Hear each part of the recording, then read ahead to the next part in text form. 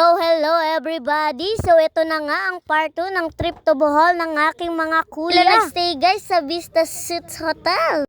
Sa hotel guys, nagpunta sila sa Tarsier Sanctuary. So guys, ito na nga yung Tarsier. Confirm, kamukha nga nila kuya. Charot lang mga kuya, sobrang gwagwapo nyo. So yan yung itsura ng Tarsier guys. So wow. So ayan.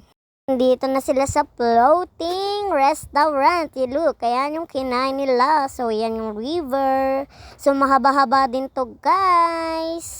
Nyo ba guys? Puro daw mga turista yung kasama dyan nila kuya. Ayan, naglalakbay sila. Dayuhin talaga yung Bohol guys, no? So, ikakat ko muna yung voice ko dito guys. Mahaba-haba pa kasi yung paglalakbay nila. Enjoy watching!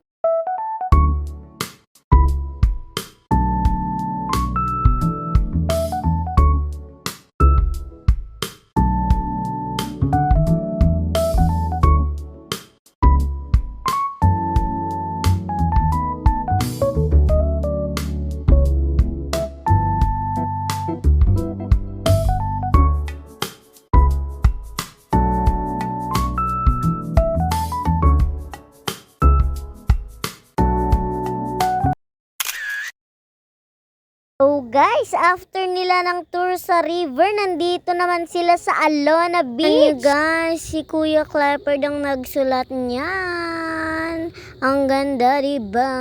Oh, white sand pa. Look, apakalinaw din ng water. Sana makapunta din ako dyan. Ay!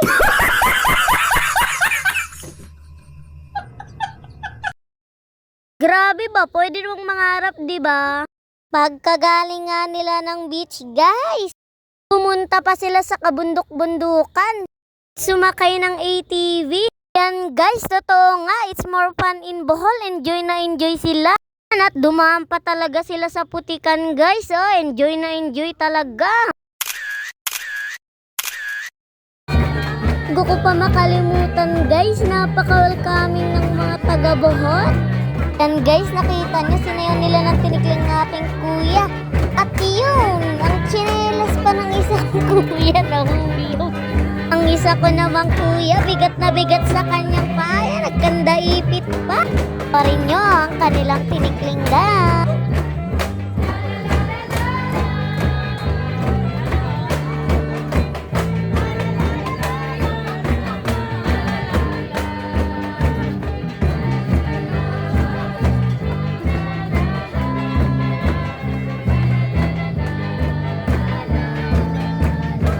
And guys, masaya sila. Nasayaw sila ng magagandang girl.